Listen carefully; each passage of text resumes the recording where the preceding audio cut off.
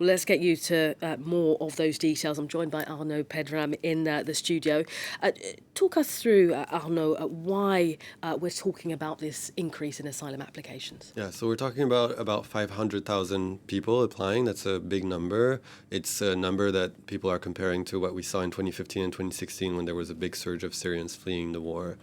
But that number has to be put in perspective with the past years, as you're going to see on screen now.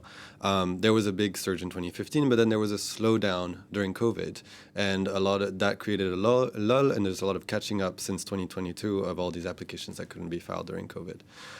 So that has to be put in perspective, and also the fact that, as you said, Ukrainians are excluded from those numbers.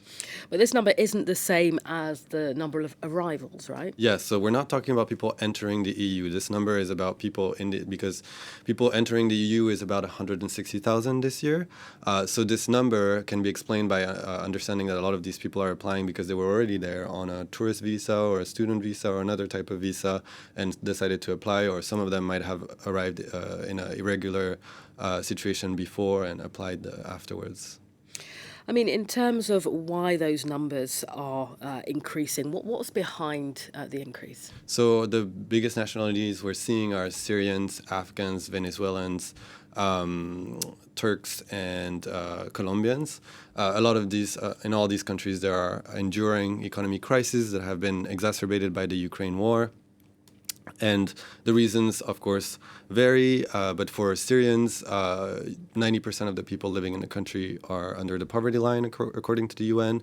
And so they're suffering from economic crises and political instability. A lot of them relocated to other countries who are also suffering from economic instability, like Lebanon and Turkey.